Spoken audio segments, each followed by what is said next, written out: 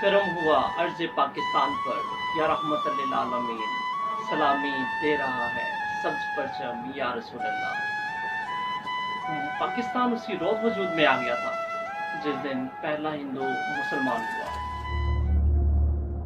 19 مارچ 1940 بروز منگل، خاکسار تحریک پر حکومت پنجاب پابندی لگا چکی ہے اور تحریک کے بانی متحدہ ہندوستان کے وائسرائے سے ملنے دہلی گئے ہوئے ہیں، اور تحریک کے مقامی رہنما فیصلہ کر چکے ہیں کہ وہ اس پابندی کے خلاف اپنی مخصوص خاکی وردی میں بیلچوں سے مسلح ہو کر لاہور شہر میں مارچ کریں گے۔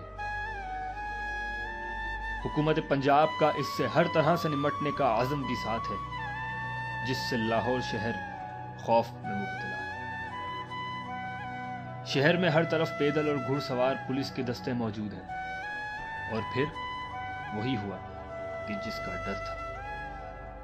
پولیس نے 313 خاکساروں کے جلوس پر گولی چلا دی۔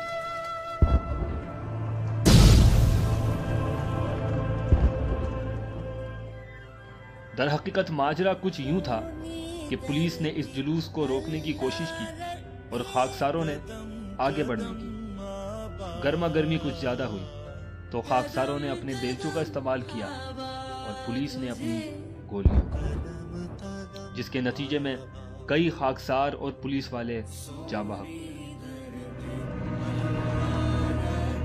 جب حالات اتنے کشیدہ ہوئے اور شہر لاہور میں امن قائم نہ رہا تو مسلم لیگ کے کئی حلقوں سے 23 مارچ کو ہونے والا مسلم لیگ کا جلسہ ملتوی کر دینے کی صدا آنے لگی۔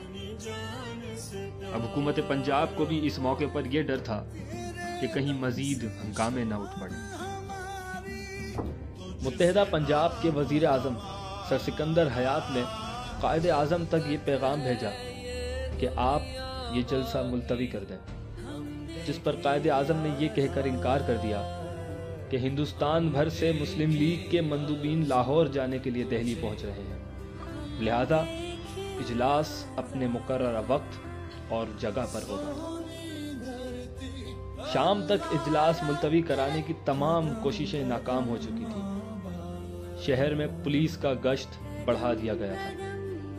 حکومت کی کوشش دیکھ کر بہت سے لوگ اس شک میں مبتلا تھے کہ شاید قائد اعظم اجلاس کے لیے لاہور ہی نہ پہنچ پائے، مگر شاید وہ قائد اعظم کو جانتے نہیں تھے۔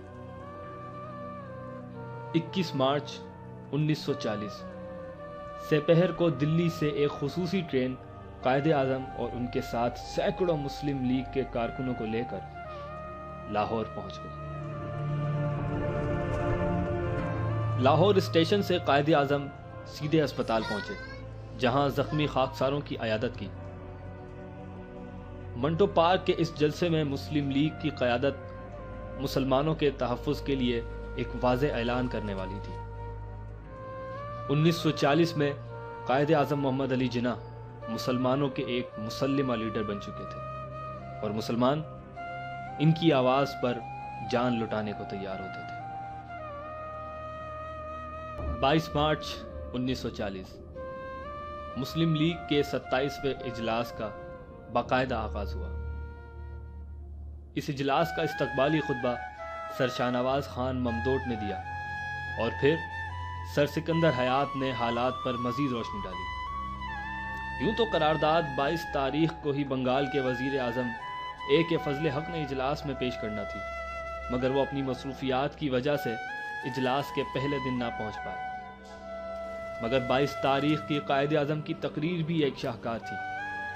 یہ آپ کی سب سے طویل تقاریر میں سے ایک تقریر تھی، جس میں آپ نے مسلمانوں اور ہندوؤں کے باہمی تعلقات اور رہن سہن کا جائزہ لیا، اس وقت کی سیاسی صورتحال پر اپنا تجزیہ پیش کیا اور فرمایا، There are two major nations, the Hindus and Muslims.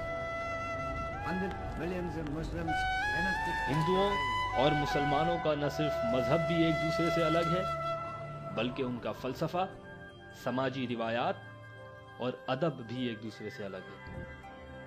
وہ آپس میں شادیاں نہیں کرتے، ایک دوسرے کے ہاں کھانا نہیں کھاتے۔ حق تو یہ ہے کہ ان دونوں کا تعلق دو مختلف تہذیبوں سے ہے جن کی بنیاد متصادم تصورات پر ہے۔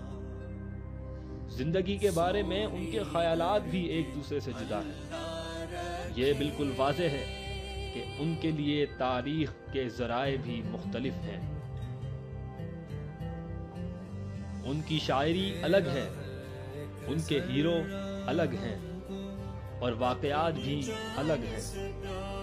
اکثر تو ایک کا ہیرو دوسرے کے لیے دشمن کی حیثیت رکھتا ہے۔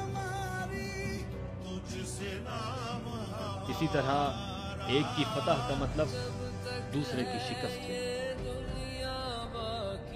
ان دونوں قوموں کو ایک ہی ریاست میں اس طرح ایک ساتھ رکھنا کہ ایک کو عددی اکثریت حاصل ہو اور دوسری کو اقلیت سمجھا جائے، ایسا نسخہ ہے جو بے چینی اور آخر کار ایسی ریاستی نظام کی تباہی پر ختم ہوگا۔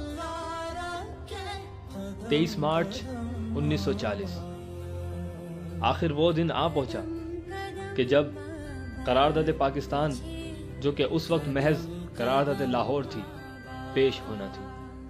23 مارچ کے اس تاریخی جلسے میں یہ قرارداد AK فضل حق نے پیش کرنی تھی۔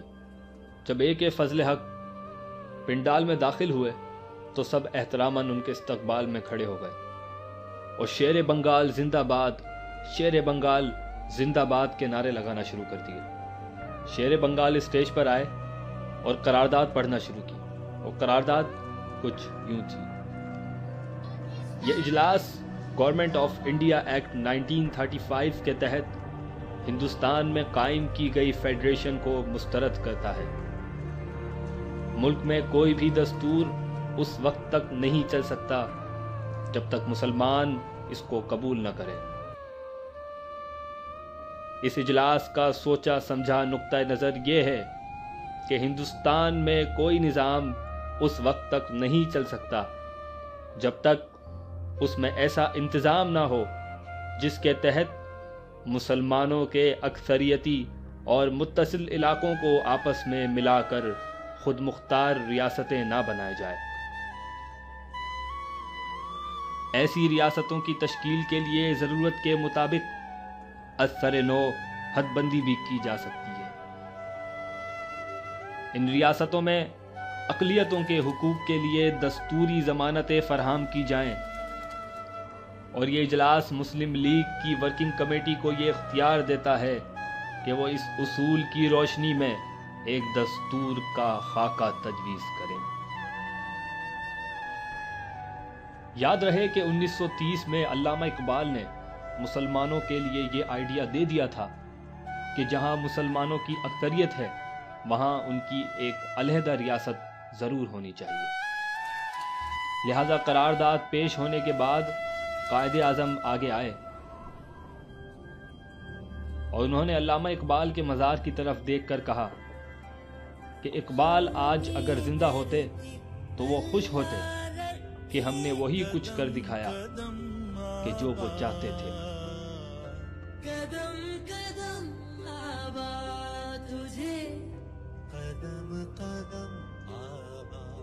اور آخرکار 7 سال کے قلیل عرصے میں ہمارے بزرگوں نے اپنی عظیم جد و جہد سے ہمیں پاکستان دلوایا۔